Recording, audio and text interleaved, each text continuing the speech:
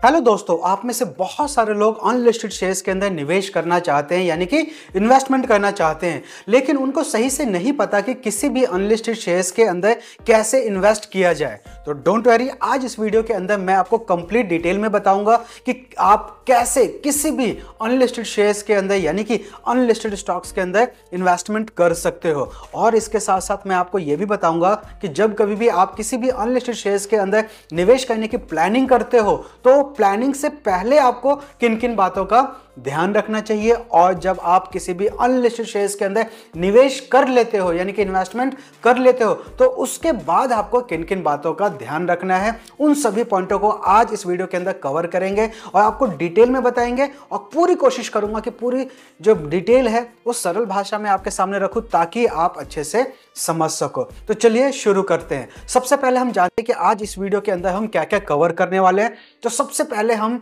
Unlisted क्या होता है, अनलिस्टेड शेयर्स क्या होते हैं, इसके बारे में जानेंगे। आई होप सो आप में से बहुत से लोगों को पता होगा कि अनलिस्टेड शेयर्स क्या होता है, तभी तो आप इन्वेस्टमेंट करने की प्लानिंग कर रहे हो।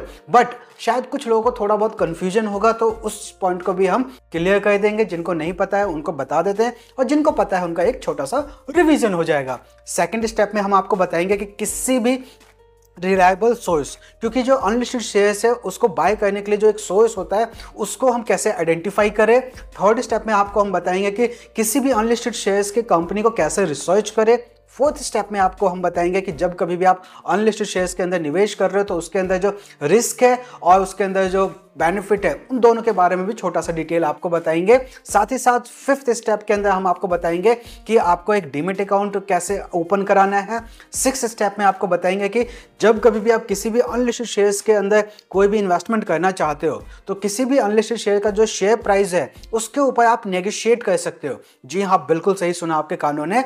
जब कभी भी हम किसी भी अनलिस्टेड शेयर्स के अंदर कोई निवेश करते हैं तो उस शेयर प्राइस पे हम निगोशिएट कर सकते हैं। कैसे कर सकते हैं आगे मैं आपको बताऊंगा छठे स्टेप में। सातवें स्टेप में मैं आपको यह भी बताऊंगा कि आपके पास कौन कौन से डॉक्यूमेंट होने बहुत ज़्यादा जरूरी है जब कभी भी आप किसी भी अनलिस्टेड शेयर्स के अंदर निवेश करते हो। तो आठवें स्टेप में मैं आपको बताऊंगा कि जब आपने इन्वेस्टमेंट कर लिया है तो आप कैसे अनलिस्टेड शेयर्स जो आपने निवेश किया हुआ है उसके ऊपर कैसे आप मॉनिटर कर सकते हो। नौवें स्टेप में मैं आपको यह भी डिटेल में बताऊंगा कि जब आप अनलिस्टेड शेयर्स के अंदर निवेश कर रहे हो तो उसके अंदर जो आपका कैपिटल गेन हो रहा है उसके ऊपर कितना आपका टैक्स लगेगा।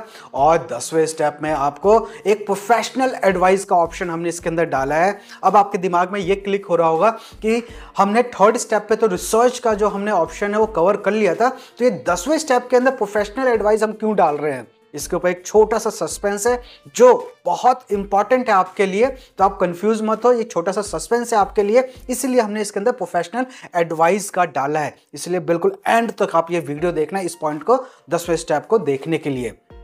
और वीडियो के एंड में आप लोगों से एक छोटा सा रिक्वेस्ट करूंगा। वो रिक्वेस्ट क्या है वीडियो में आपको पता चलेगा। तो सबसे पहले हम कवर करते हैं कि अनलिस्टेड शेयर्स बेसिकली होता क्या है।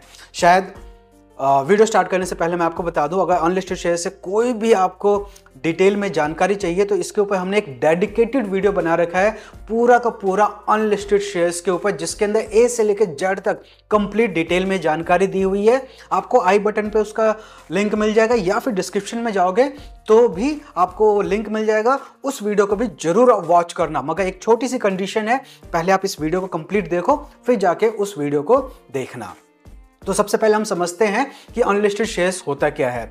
जो कंपनी या कोई भी कंपनी जो हमारे इंडियन स्टॉक एक्सचेंज पे लिस्टेड है उन कंपनीज के शेयर्स को हम लिस्टेड शेयर्स कहते हैं, और जो कंपनियां हमारे इंडियन स्टॉक एक्सचेंज पे लिस्टेड नहीं है उन कंपनीज के शेयर्स को हम अनलिस्टेड शेयर्स कहते हैं। आई रिपीट अगेन, जो कंपनियां हमारे इंडियन स्टॉक एक्सचेंज यानी कि एनएससी और बीएससी के ऊपर लिस्टेड है उन कंपनियों को हम लिस्टेड शेयर्स कहते हैं, और जो कंपनियां हमारे स्टॉक एक्सचेंज पे लिस्टेड नहीं है उन कंपनीज के शेयर्स को हम अनलिस्टेड शेयर्स कहते हैं। इसके ऊपर डिटेल वीडियो बनाया है, अगर पूरा डिटेल अभी बताऊंगा तो बहुत लंबा हो जाएगा वीडियो, इसलिए आप उस वीडियो को देख सकते हो, उसका लिंक मैंने डिस्क्रिप्शन में दे दिया है। सेकंड, कुछ फीचर्स की अगर बात करें तो अनलिस्टेड शेयर्स के अंदर आपको पता है कि लिक्विडिटी की थोड़ी प्रॉब्लम होती है, हाई रिस्क होता है, बट इसके अंदर पोटेंशियल बहुत अच्छा होता है ग्रोथ करने का। इसके अंदर वैल्यूएशन निकालना है, यानी कि जो शेयर आप परचेज कर रहे हो, जिस भाव पे आप परचेज कर रहे हो, वो शेयर प्राइस बिल्कुल एग्जैक्ट है, कहीं ज़्यादा तो नहीं है, कहीं कम तो नहीं है, तो उसका वैल्यूएशन निकालने में भी थोड़ा सा दिक्कत आता है। तो ये इसके कुछ फीचर्स हैं। और साथ ही साथ अनलिस्टेड शेयर्स जो है वो कैसे काम करता है, तो ये वो मतलब अनलिस्टेड शेयर्स बेसिकली एक ही कॉन्सेप्ट पे काम करता है, वो होता है over the counter. Over the counter का मतलब यहाँ पे ये है कि अगर आपको किसी भी अनलिस्टेड शेयर्स के अंदर निवेश करना है तो आपको किसी ना किसी मीडिएटर के थ्रू ही करना होगा। डायरेक्ट आप जल्दी नहीं कर पाओगे, क्योंकि डायरेक्ट शायद इन्वेस्टमेंट करने का ऑप्शन जो होता है उसमें बहुत ज़्यादा पैसा चाहिए। बट अगर आप एज ए रिटेल क्लाइंट कहीं भी इन्वेस्टमेंट करना चाहते हो तो उसके लिए आपको एक मीडिएटर की ज़रूरत होगी, जो कि मैं आगे वीडियो में बताऊंगा कि वो मीडिएटर कौन हो सकते हैं। फर्स्ट स्टेप हमने कंप्लीट किया। सेकंड स्टेप में अब हम ये जान लेते हैं ऐसे कौन कौन से सोर्सेस है जहां से हम अनलिस्टेड शेयर्स को बाय कर सकते हैं और इवन सेल भी कर सकते हैं। जैसे भी मैंने लास्ट स्टेप में बताया था, कुछ ऐसे जो ओवर द काउंटर जो काम करता है, कुछ मीडिएटर्स इसमें होते हैं, तो बेसिकली उन मीडिएटर्स के बारे में बताता हूं। सबसे पहले आपका जो ब्रोकर है या डीलर है वो भी एक बहुत अच्छा मीडिएटर की तरह काम करता है। जैसे कि हम खुद, हमारा जो अनलिस्टेड हब है, हम भी एज ए ब्रोकर काम करते हैं, एज ए मीडिएटर काम करते हैं। किसी भी अनलिस्टेड शेयर्स को अगर आपको बाय करना हो या सेल करना हो तो डायरेक्ट आप हमसे कॉन्टैक्ट कर सकते हैं। हमारे मेल आईडी पे कॉन्टैक्ट कर सकते हैं, नीचे हमारा कॉन्टैक्ट नंबर भी दिया हुआ है, उस पर भी आप कॉन्टैक्ट कर सकते हो। व्हाट्सअप कर सकते हो, टेलीग्राम कर सकते हो, सभी जगह हम सभी प्लेटफॉर्म पे अवेलेबल हैं। तो आप वहां जाके हमसे कोऑर्डिनेट करके किसी भी अनलिस्टेड शेयर्स के बारे में आप जानकारी ले सकते हो। अगर बाय और सेल करना है तो उसकी भी सर्विस हम आपको प्रोवाइड करते हैं। Second, private platforms. जी हाँ, आज के टाइम में बहुत सारे ऐसे प्राइवेट प्लेटफॉर्म आ गए हैं वेबसाइट के ऊपर, जहां से आप किसी भी अनलिस्टेड शेयर्स के बारे में जान भी सकते हो, उसका करंट प्राइस भी देख सकते हो और चाहो तो उसके ऊपर आप इन्वेस्टमेंट भी कर सकते हो। बट एक खासा आप ध्यान रखना, जिस भी प्राइवेट प्लेटफॉर्म यानी कि जो वेबसाइट्स जो बनी होती हैं, उन प्लेटफॉर्म पे ट्रेड करने से पहले आप अच्छे से पहले आप R&D कर लेना उस वेबसाइट के ऊपर, उस वेबसाइट के लिए, उस प्लेटफॉर्म के ऊपर कि वो कितना ट्रस्टफुल है। ऐसा ना हो कि आपने कोई पेमेंट किया और उसके एवज में आपको शेयर ही ना मिले, इसका खासा आपको ध्यान रखना है। थर्ड, इसके अंदर हमने नेटवर्क भी रखा है। जी हाँ, अनलिस्टेड शेयर्स एक ऐसा सेगमेंट है जिसके अंदर आपका नेटवर्क मजबूत होना बहुत जरूरी है। अब ये नेटवर्क मजबूत होना क्यों जरूरी है और इस पॉइंट को हमने क्यों ऐड किया वो मैं आपको बताता हूँ। इसके बेसिकली दो बड़े बड़े कारण हैं। जब कभी भी कोई अनलिस्टेड शेयर्स बहुत ज़्यादा डिमांड में रहता है, बहुत ज़्यादा लोगों की एक रुचि होती है उस अनलिस्टेड शेयर के अंदर इन्वेस्टमेंट करने की, तो वो शेयर जल्दी हमें मिल नहीं पाता। हम उसे चाहते हैं बाय करना, बट वो हमें उस प्राइस पे मिल नहीं पाता। अगर जो उसका प्राइस में जो हमें मिल भी रहा है वो अनलिस्टेड शेयर, वो हमें थोड़ा कॉस्टली मिलता है, जो उसका करंट प्राइस होता है उससे हमें ज़्यादा में मिल रहा होता है। इस जगह अगर आपका नेटवर्क बहुत अच्छा है, यानी कि आपकी बहुत लोगों से जान पहचान है, डिफरेंट प्लेटफॉर्म से जान पहचान है, डिफरेंट ब्रोकर्स से जान पहचान है, डिफरेंट जो फाइनेंशियल एडवाइजर्स होते हैं उनसे जान पहचान है, या फिर डिफरेंट जो प्राइवेट इन्वेस्टर्स होते हैं, जिसे आप एंजल इन्वेस्टर भी कह सकते हो या वेंचर कैपिटलिस्ट भी कह सकते हो, अगर इनसे आपकी जान पहचान है ना, तो कोई भी शेयर, अनलिस्टेड शेयर्स आप अच्छे भाव पे परचेज कर सकते हो। इवन बेचना चाहो तो उसको बेच भी सकते हो, क्योंकि बाइंग करने के लिए भी हमें मीडिएटर चाहिए होता है और सेलिंग करने के लिए भी हमें कोई ना कोई मीडिएटर चाहिए होता है। तो जिसमें broker, dealer, private platform, capital मतलब जो एंजल इन्वेस्टर्स होते हैं, वेंचर कैपिटलिस्ट होते हैं, ऐसे बहुत सारे लोग होते हैं। आपका फाइनेंशियल एडवाइजर भी उसमें से एक है।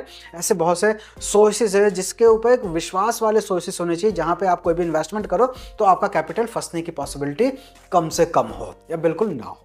ठीक है, थर्ड स्टेप के अंदर हमने रिसर्च का रखा है इसके अंदर कि जब कभी भी आप किसी भी अनलिस्टेड शेयर्स के अंदर इन्वेस्टमेंट करते हो तो आपको सबसे पहले रिसर्च पे खासा फोकस देना है। आपको खुद से एनालाइज करना है, जिस कंपनी के लिए भी आप इन्वेस्टमेंट करने की सोच रहे हो उस कंपनी का फाइनेंशियल स्टेटमेंट क्या है, वो company year to year, quarter to quarter कितना प्रॉफिट गेन करती है, आगे चल के उस कंपनी का पोटेंशियल क्या होने वाला है, अभी उसकी मैनेजमेंट टीम कैसी है। यानी ऐसे बहुत सारे मतलब पॉइंट्स है जिसके ऊपर आपको खुद से रिसर्च करना चाहिए और उसके ऊपर इन्वेस्टमेंट करने की प्लानिंग करनी चाहिए। साथ ही साथ इसके अंदर आप अपने फाइनेंशियल एडवाइजर की भी हेल्प ले सकते हो, आप किसी ब्रोकर की भी हेल्प ले सकते हो, और अगर चाहो तो आप हमसे भी कंसल्ट कर सकते हो कि हम ये शेयर लेना चाहते हैं अनलिस्टेड शेयर, इसके बारे में आप हमें डिटेल में बताओ कि इसके अंदर हमें इन्वेस्टमेंट करना भी चाहिए या नहीं करना चाहिए, अगर करना चाहिए तो हमें क्यों करना चाहिए, हम भी आपको बता देंगे। इसलिए मैं आपको बता रहा हूँ, जब कभी भी आप किसी भी अनलिस्टेड शेयर्स के अंदर इन्वेस्टमेंट करने की प्लानिंग कर रहे हो तो आप हमसे भी डिस्कस कर सकते हो, इसका कोई चार्ज भी नहीं है, ठीक है। इसके बाद कुछ यहाँ पे जो चेक कंप्लायंसेस लिखा हुआ है, तो इसको मैं क्लियर करता हूँ। पहले आपको पता है जो लिस्टेड कंपनियां होती हैं वो उन कंपनीज को से भी रेगुलेट करता है, बट अनलिस्टेड शेयर्स के अंदर अभी कोई भी ऐसी रेगुलेटरी बॉडी नहीं बनी है जो उन अनलिस्टेड शेयर्स को मॉनिटर करे, ठीक है। यानी कि वो कंपनियां सही से अपना काम कर रही है कि नहीं कर रही है, तो उसके जो कुछ कंप्लायंसेस होती है, जो इंडियन कंपनी लॉ के अकॉर्डिंग जो कुछ कंप्लायंसेस होती है, वो सही से वो अनलिस्टेड शेयर्स वाली कंपनियां फॉलो कर रही है नहीं कर रही, आपको ये भी चेक करना है। क्योंकि कभी कभी क्या होता है, इसके ऊपर कोई रेगुलेटरी बॉडी नहीं है, तो कुछ कंपनियां क्या कहती हैं, गलत फाइनेंशियल स्टेटमेंट भी प्रोवाइड कर देती है, कभी कभी अपना प्रॉफिट दिखा देती है। कुछ जो इंडियन कंपनी लॉ के हिसाब से जो कुछ कंप्लायंसेस है उनको सही ढंग से वो फॉलो नहीं करती रहती है, जिसकी वजह से आगे चल के उसका जो अनलिस्टेड शेयर्स का जो प्राइस है उस कंपनी का वो भी नीचे या ऊपर हो सकता है। तो आपको ये भी चेक करना है, जिस कंपनी के अंदर भी आप काम कर रहे हो, इन्वेस्टमेंट करना चाह रहे हो, सॉरी, उसके अंदर आप उसके कंप्लायंसेस को भी फॉलो करना है। इवन उसके मैनेजमेंट टीम के ऊपर तो बहुत खासा आपको ध्यान रखना है, क्योंकि पास्ट में ऐसे बहुत सारे बहुत सारे ऐसे हिस्ट्री में ऐसे चीज़ें हुई हैं जिसके अंदर कंपनी के मैनेजमेंट टीम सही से काम नहीं कर पाई, जिसके वजह से कंपनी डूब गई। बहुत से कंपनीज फ्रॉड करती थी, मतलब अपना जो इंडियन कंपनी लॉ के जो कंप्लायंसेस है उनको सही से फॉलो नहीं करती, जिसके वजह से कंपनी का प्राइस बहुत नीचे चला गया, जिससे बहुत जो इन्वेस्टर थे उनको लॉस हुआ। तो आपको हमेशा कंप्लायंसेस को भी चेक करते रहना है। साथ ही साथ फ्यूचर प्लानिंग, जी हाँ, जिस कंपनी भी, जिस अनलिस्टेड शेयर्स के ऊपर भी आप इन्वेस्टमेंट करने की कोशिश कर रहे हैं या करना चाहते हैं, तो उसका फ्यूचर प्लानिंग आपको जानना बहुत ज़्यादा जरूरी है कि आगे चल के उसका क्या पोटेंशियल होने वाला है, किस किस सेक्टर में वो अपने आप को एक्सपेंड करना चाहती है, कौन कौन से सर्विस या प्रोडक्ट के ऊपर वो ज़्यादा फोकस कर रही है, और जो प्रोडक्ट और जो सर्विस वो प्रोवाइड करने वाली है उसका आगे जाके डिमांड क्या रहने वाला है, और उस डिमांड का सप्लाई सोर्स कितना रहने वाला है। तो ऐसे कुछ फैक्टर्स के ऊपर भी आपको ध्यान रखना है। और साथ ही साथ जब कंपनी एक अच्छे लेवल पे आ जाएगी तो क्या आने वाले टाइम में इसका आईपीओ आ सकता है, नहीं आ सकता है, उस कंपनी का टोटल ओवरऑल रोड मैप क्या है आगे 5 और 10 सालों का, अगर वो भी आपको पता चल जाए तो ये बहुत अच्छी बात है। और कहीं ना कहीं ऐसे रिसर्च के साथ आप किसी भी अनलिस्टेड शेयर्स के अंदर आप इन्वेस्टमेंट करोगे तो आपको हमेशा उस इन्वेस्टमेंट के अंदर प्रॉफिट ही रहेगा। और इन सब चीज़ों के लिए आप हमारी मदद ले सकते हो, आप हमसे भी कंसल्ट कर सकते हो। फोर्थ स्टेप के अंदर हम ये समझते हैं कि अनलिस्टेड शेयर्स के अंदर रिस्क क्या है और रिटर्न क्या है। तो सबसे पहला आपको पता ही है कि अनलिस्टेड शेयर्स के अंदर लिक्विडिटी की बहुत ज़्यादा प्रॉब्लम होती है। इवन आप कोई शेयर खरीदना भी चाहो और बहुत ज़्यादा डिमांडेड अनलिस्टेड शेयर है तो जल्दी आप उसको बाय नहीं कर पाओगे, ठीक है। और इवन इसके उल्टा केस में अगर आपके पास कोई अनलिस्टेड शेयर्स है, अब आपका उसमें प्रॉफिट भी बन रहा है और उस प्रॉफिट को आप बुक करना चाहते हो और उसको बेचना चाहते हो, तो उस शेयर्स को बेचने के लिए आपको बायर भी ढूंढना पड़ता है। यानी कि जब कभी भी आपके पास कोई अनलिस्टेड शेयर्स आपके पास है तो उसको बेचना भी चाहते हो, तो उसको बेचने में यानी उन शेयर्स को किसी बायर को बेचने में आपको टाइम लग सकता है। कहने का मतलब क्या, लिक्विडिटी की यहाँ प्रॉब्लम आती है कि एकदम से कोई भी अनलिस्टेड शेयर्स ना ही आप खरीद सकते हो ना ही बेच सकते हो, तो लिक्विडिटी की प्रॉब्लम रहती है। सेकंड इसके अंदर अगर हम प्रॉफिट की अगर हम बात करें तो सबसे अच्छा प्रॉफिट सबसे अच्छा गेन इसके अंदर यही है, रिटर्न यही है, बेनिफिट यही है कि ये जो कंपनियां बेसिकली जो अनलिस्टेड शेयर्स होती हैं वो कंपनियां बेसिकली स्टार्टअप फेज की होती हैं या पिछले 5 या 10 साल से काम कर रही होती है, अपना मार्केट में बहुत अच्छा प्रेजेंस बना रखा होता है जो पिछले 5-10 साल से काम कर रही है, या फिर कुछ न्यू एज जनरेशन वाली कंपनियां स्टार्टअप कंपनियां होती है जिसके अंदर आगे चल के वो जो अपना ग्लोबली जो एनवायरनमेंट है उसके अकॉर्डिंग जो प्रोडक्ट और सर्विस चाहिए होती है वो प्रोडक्ट और सर्विस बना रही होती है as per demand of the society और कंट्रीज। तो वैसी कंपनियों के अंदर जब हम अर्ली स्टेज में जब इन्वेस्टमेंट कर लेते हैं तो कहीं ना कहीं हमारा जो इन्वेस्टमेंट है उसके ऊपर हमें एक अच्छा ग्रोथ मिलने की पॉसिबिलिटी होती है। इसलिए बहुत अच्छा इसके अंदर पॉइंट यही है रिटर्न में कि आप लॉन्ग टर्म के साथ अगर किसी भी अनलिस्टेड शेयर्स के अंदर जो एक अच्छे पोटेंशियल ग्रोथ वाली स्टार्टअप कंपनी है या पिछले 5-10 साल से काम कर रही है उसके अंदर इन्वेस्टमेंट करते हो तो आपका रिटर्न की पॉसिबिलिटी बहुत ज़्यादा बढ़ जाती है। अब हम 5वें स्टेप में बात करते हैं कि जब कभी भी आप अनलिस्टेड शेयर्स परचेज करना चाहते हो तो उससे पहले क्या आपके पास होना बहुत ज़्यादा ज़रूरी है। उसके लिए आपके पास सबसे पहले एक डीमैट अकाउंट होना बहुत ज़्यादा ज़रूरी है। अब आपके मन में ये सवाल आ रहा होगा कि भाई लिस्टेड शेयर्स को हमें ट्रेडिंग करने के लिए तो हमें डीमैट अकाउंट की ज़रूरत होती है, लेकिन अनलिस्टेड शेयर्स में हमें डीमैट अकाउंट की ज़रूरत क्या है? नहीं, ऐसा नहीं है। अनलिस्टेड शेयर्स भी आज के टाइम में अगर आप कोई भी इन्वेस्टमेंट करते हो तो उसके लिए डीमैट अकाउंट होना बहुत ज़रूरी है, क्योंकि जो भी आप जिस मीडिएटर से भी कोई भी अनलिस्टेड शेयर जो आप परचेज करते हो वो जो शेयर्स है आपको ऑटोमेटिक आपके डीमैट अकाउंट में रिफ्लेक्ट करेगा। चाहे आपका डीमैट अकाउंट CDSL में हो या NSDL में हो, डजंट मैटर। आपने जो भी अनलिस्टेड शेयर्स के अंदर इन्वेस्टमेंट कर रखा है वो सारे शेयर्स आपको आपके डीमैट अकाउंट में शो होगा।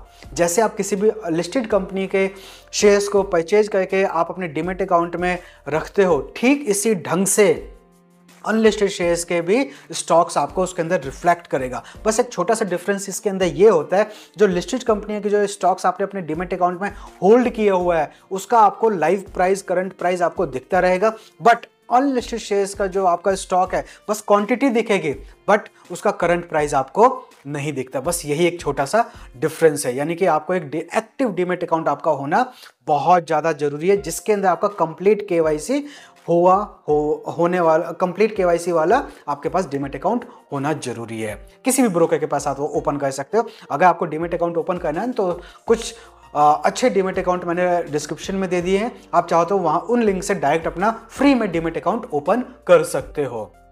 और साथ ही साथ अगर हम छठे पॉइंट की अगर बात करें, छठे स्टेप की बात करें तो निगोशिएट। जी हाँ, मैंने आपको स्टार्टिंग के वीडियो में ही आपको बताया था कि जब कभी भी आप किसी भी अनलिस्टेड शेयर्स के अंदर निवेश करने की प्लानिंग करते हो और निवेश करना चाहते हो तो आप जो भी स्टॉक खरीदना चाहते हो, जो भी अनलिस्टेड शेयर्स खरीदना चाहते हो और जिस मीडिएटर से आप खरीद रहे हो उससे आप नेगोशिएट कर सकते हो कि हाँ, अगर XYZ अनलिस्टेड शेयर का प्राइस अगर 10 रुपये है तो आप उससे कह सकते हो कि मुझे ये 9 रुपये 80 पैसे में चाहिए या 9 रुपये के आसपास चाहिए या फिर 9 रुपये 25 पैसे के आसपास चाहिए। आप उससे नेगोशिएट कर सकते हो, क्योंकि अनलिस्टेड शेयर्स का जो प्राइस होता है वो फिक्स नहीं होता, थोड़ा बहुत अप एंड डाउन रहता है और मार्केट में उससे कम में भी मिल जाता है। इसलिए मैंने आपको लास्ट स्टेप में ये बताया था कि आपका नेटवर्क अगर मजबूत है, अच्छा है, तो कहीं ना कहीं आप बहुत अच्छे प्राइस पे आप किसी भी अनलिस्टेड शेयर के अंदर निवेश कर सकते हो।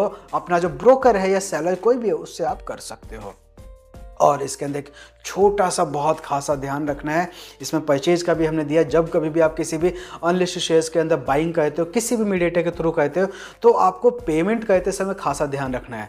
आप पूरी कोशिश करो कि पेमेंट का जो आपका मोड हो बिल्कुल जेन्युइन हो, कैश में ट्रांजैक्शन ना हो तो ज़्यादा अच्छा है, ताकि अगर चेक से या कोई ट्रांसफ़र कर रहे हो या फिर आप बैंक से ट्रांसफ़र करवा रहे हो या फिर चेक दे रहे हो, इस तरह से जो मतलब लेजिमेटेड जो पेमेंट मेथड होता है उनका आप यूज़ करते हो तो किसी भी तरह के फ्रॉड होने से आपका बचना बहुत ज़्यादा पॉसिबल हो जाता है। अगर किसी कैश पैसा दे देते हो तो उसके अंदर थोड़ी दिक्कत होती है, तो हमेशा पेमेंट देते समय आप ऐसे ही मोड को चूज करें जिससे कि उसका रिकॉर्ड सिस्टम के ऊपर अवेलेबल हो, आगे चल के कोई दिक्कत हो तो कोई प्रॉब्लम ना हो। 7वें स्टेप के अंदर डॉक्यूमेंटेशन है।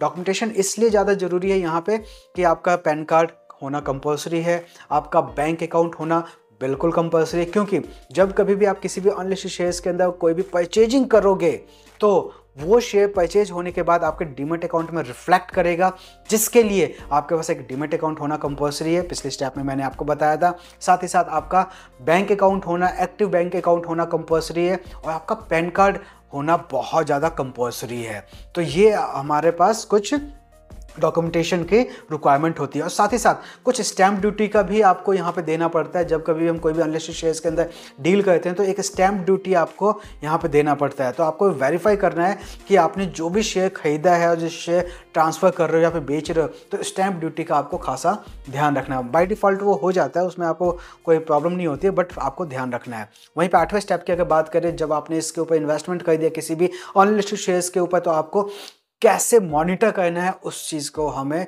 बहुत ध्यान रखना है। आप सबको पता है कि जो अनलिस्टेड शेयर्स है उसके ऊपर अगर हम इन्वेस्टमेंट करते हैं तो लॉन्ग टर्म के हॉरिजन से करें तो उसमें हमें ज़्यादा मैक्सिमम टू मैक्सिमम रिटर्न मिलता है, शॉर्ट टर्म में ज़्यादा बेनिफिट नहीं हो पाता, क्योंकि unlisted shares basically long term में इन्वेस्टमेंट में ही बहुत अच्छा प्रॉफिट देता है।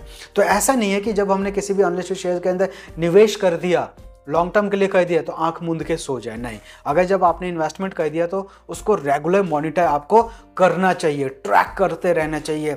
हो सके तो मंथ में एक बार करें, 3 महीने में एक बार करें, 6 महीने में एक बार ट्रैक तो करते ही रहे, क्योंकि टाइम टू टाइम बहुत सारे ऐसे ग्लोबल इवेंट्स हो जाते हैं, बहुत सारे ऐसे पॉलिटिकली चेंजेस आ जाती है, बहुत सारे ऐसे सेक्टर में कुछ चेंजेस आ जाती है, इकोनॉमिक बहुत ज़्यादा ऊपर नीचे होता है, सेंसेक्स ऊपर नीचे होता है, मार्केट ट्रेंड, बहुत सारे ऐसे फैक्टर्स होते हैं जिसके वजह से आपका अनलिस्टेड शेयर है इन्वेस्टमेंट या अनलिस्टेड शेयर है तो क्या हुआ, उस इन्वेस्टमेंट के ऊपर भी उनका इम्पैक्ट आता है। इसलिए आपको रेगुलर बेसिस पे आपको उसको ट्रैक करते रहना चाहिए। उसमें प्रॉफिट हो रहा है, ट्रैक करने को मैं क्यों कह रहा हूँ, अगर मान के चलो कुछ ऐसा ग्लोबली इवेंट आता है जिससे जो आपको प्रॉफिट है, क्या पता कुछ नेगेटिव न्यूज़ आ जाए, नेगेटिव ग्लोबली इवेंट हो रहा हो, कुछ जैसे कोरोना टाइप में कुछ हो रहा हो, तो आपका इन्वेस्टमेंट में जो प्रॉफिट हुआ वो नीचे आ सकता है। इसलिए टाइम टू टाइम ट्रैक करते रहना चाहिए। साथ ही साथ आपको ये भी देखते रहना चाहिए जो भी आपने जिस कंपनी के ऊपर भी आपने इन्वेस्टमेंट किया, जिस अनलिस्टेड शेयर के ऊपर इन्वेस्टमेंट किया, उसका IPO कितने टाइम में आने वाला है और कब तक आने वाला है, क्योंकि जैसे ही IPO आएगा तो उसकी लिक्विडिटी बढ़ जाएगी, लिस्टिंग हो जाएगी, तो उसके अंदर आप उसके ऊपर जल्दी से जल्दी उसमें रिटर्न कमा के भी जा सकते हो, निकल सकते हो। और साथ ही साथ मैं आपको यहाँ पे एक पॉइंट और कवर कर दूं कि जितने भी अनलिस्टेड शेयर्स आप परचेज करते हो उसके ऊपर 6 महीने का लॉकिंग पीरियड होता है। जी हाँ, बिल्कुल सही। जब कभी भी किसी भी अनलिस्टेड शेयर को हमारे इंडियन स्टॉक एक्सचेंज पे जब लिस्ट हो जाती है तो लिस्ट होने के दिन ही आप उसको सेल नहीं कर सकते, प्रॉफिट बुक नहीं कर सकते, इवन लॉस भी बुक नहीं कर सकते। अगले 6 महीने तक आपको वेट करना पड़ता है लिस्टिंग डेट से। इस बात का ध्यान रखना। इस लॉकिंग पीरियड का भी हमने डिस्कस किया हुआ है अपने उस अनलिस्टेड शेयर्स के वीडियो के अंदर, तो उस वीडियो को जरूर चेक करना। वीडियो ये कंप्लीट देखने के बाद डिस्क्रिप्शन मैंने लिंक में दे दिया है। वहीं पर अगर 9वें स्टेप की अगर हम बात करें तो वो आता है टैक्स का। जी हाँ, जब आपका अनलिस्टेड शेयर से इन्वेस्टमेंट है और इन्वेस्टमेंट वर्ड आ गया तो कैपिटल गेन अगर किसी भी टाइप का आपका हो रहा है, प्रॉफिट हो रहा है, तो उसके ऊपर आपको टैक्स देना ही होगा, क्योंकि हम इंडियंस हैं, इंडिया के ऊपर टैक्स देना ही होता है। अगर शॉर्ट टर्म आपका है तो 20% है। अगर 24 महीने से कम की इन्वेस्टमेंट है आपकी और वहाँ से बाय करके 24 महीने के अंदर अंदर आप निकल जाते हो तो जो भी आपका कैपिटल गेन है उसके ऊपर 20% आपका टैक्स लगेगा। और लॉन्ग टर्म यानी कि 24 महीने से ज़्यादा का कोई भी आपके पास अनलिस्टेड शेयर आपने बाय कर रखा अपने डीमैट अकाउंट के अंदर तो उसके ऊपर 12% का आपको टैक्स लगेगा। 10वें स्टेप के अंदर मैंने लिखा है प्रोफेशनल एडवाइस। मैंने आपको पहले भी बताया था। आप शायद ये सोच रहे हैं प्रोफेशनल एडवाइस का यहाँ पे मतलब क्या है। प्रोफेशनल एडवाइस आप रिसर्च के अंदर तो यूज़ करते ही करते हो, जैसे आपको फाइनेंशियल एडवाइज़र हो गए, ब्रोकर्स हो गए, बड़े बड़े जो एडवाइजर्स है उनकी आप एक हेल्प लेते हो रिसर्च करते समय आप किसी भी अनलिस्टेड शेयर्स को बाय करने के लिए। लेकिन इस पॉइंट को हमने इसलिए रखा है, आपने किसी अनलिस्टेड शेयर्स के अंदर निवेश कर दिया, ठीक है, अब उसके अंदर आपको प्रॉफिट भी हो रहा है, बट आपको ये चीज़ समझ में नहीं आता कि उस प्रॉफिट को कब हमें बुक करना है। क्योंकि किसी भी इन्वेस्टमेंट के अंदर घुसना तो बहुत आसान होता है, मगर जो इंसान सही टाइम पे एग्जिट मारता है वो असली ट्रेडर होता है, वो असली इन्वेस्टर होता है। तो इसलिए आपको कुछ ऐसे प्रोफेशनल्स के कांटेक्ट में रहना है, प्रोफेशनल्स की एडवाइस लेते रहना है। अब अनलिस्टेड शेयर्स में इन्वेस्टमेंट करने के बाद भी कि कब उनको प्रॉफिट अपना बुक करना है, अगर आपको समझ में नहीं आ रहा है तो अगर आप खुद से कर लेते हो तो बहुत अच्छी बात है। अगर आप किसी भी प्रोफेशनल एडवाइस लेते हो उस अनलिस्टेड शेयर्स के ऊपर टाइम टू टाइम तो आपके लिए बहुत बेनिफिट रहता है। इन केस अगर आपको जो भी अनलिस्टेड शेयर के अंदर इन्वेस्टमेंट कर रखा है उसके अंदर आपको लॉस भी हो रहा है तो आप अपने प्रोफेशनल एडवाइजर से ये डिस्कस कर सकते हो कि इसके अंदर फिलहाल अभी मुझे लॉस हो रहा है तो क्या इसमें मुझे होल्ड करना चाहिए या फिर मुझे लॉस बुक करके ही निकल जाना चाहिए।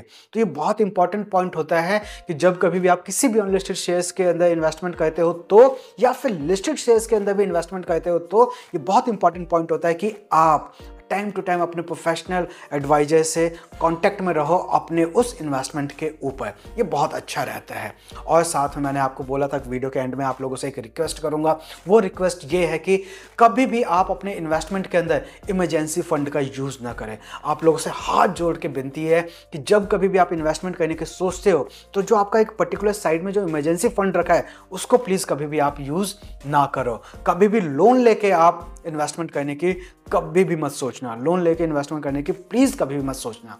साथ ही साथ जब कभी आप इन्वेस्टमेंट करते हो तो आप अपने इन्वेस्टमेंट के ऊपर डिसिप्लिन रहो। डिसिप्लिन का मतलब ये है टाइम टू टाइम उसको ट्रैक करते रहो, टाइम टू टाइम मार्केट के ट्रेंड के हिसाब से आप अपना डिसीजन बनाओ और अपने इन्वेस्टमेंट के ऊपर एक फिक्स रहो कि हाँ इतने टाइम होरिजन के लिए अगर मैंने इन्वेस्टमेंट कर रखा है तो इतने टाइम होरिजन तक मैं उसका वेट करूँ। कभी भी पैनिक ना हूँ अगर नेगेटिव आता है, मार्केट का ट्रेंड होता है तो, और कभी भी पॉजिटिव ट्रेंड भी रहता है तो एकदम से निकलने की भी कोशिश ना करो। डिसिप्लिन आप बना के रखो और साथ ही साथ अपने आप को टाइम टू टाइम एजुकेट करते रहो, क्योंकि अगर आप अपने आप को एजुकेट करते रहोगे तो डेफिनेटली आपका जो इन्वेस्टमेंट है उसके ऊपर आपको ग्रोथ मिलेगी ही मिलेगी। अगर हम अपने आप को एजुकेट ही नहीं रखेंगे, अपने आप को हम अपडेट नहीं रखेंगे तो कैसे अपने इन्वेस्टमेंट के ऊपर हम कंट्रोल कर सकते हैं, कैसे अपने इन्वेस्टमेंट के ऊपर हम रिसर्च कर सकते हैं। तो एजुकेशन बहुत इंपॉर्टेंट है किसी भी इन्वेस्टमेंट के अंदर। तो आई होप सो आपको समझ में आ गया होगा कि जब कभी भी हम किसी भी अनलिस्टेड शेयर्स को इन्वेस्टमेंट करना चाहते हैं तो कैसे आप कर सकते हो। इन्वेस्टमेंट करने से पहले आपको किन बातों का ध्यान रखना है और इन्वेस्टमेंट करने के बाद भी आपको किन बातों का ध्यान रखना है, कंप्लीट इस वीडियो में मैंने आपको बताया है। कोई पॉइंट अगर आपको समझ में नहीं आया तो आप वीडियो को रिवाइंड करके आप देख सकते हो। फिर भी अगर आपको समझ में नहीं आता है तो आप हमें कमेंट करके पूछो, उसका रिप्लाई हम डेफिनेटली आपको देंगे। और आप में से बहुत सारे लोग जो किसी भी अनलिस्टेड शेयर्स के ऊपर कोई बाइंग या सेलिंग करना चाहते हैं, उसके ऊपर अपना हमारा कोई व्यू जानना चाहते हैं तो आप हमसे डायरेक्टली कांटेक्ट भी कर सकते हो। हमारे व्हाट्सअप नंबर पे नीचे नंबर दिया गया, उस पर आप हमसे कोऑर्डिनेट कर सकते हैं। तो आज इस वीडियो में इतना ही, मिलते हैं नेक्स्ट वीडियो में, तब तक के लिए नमस्कार।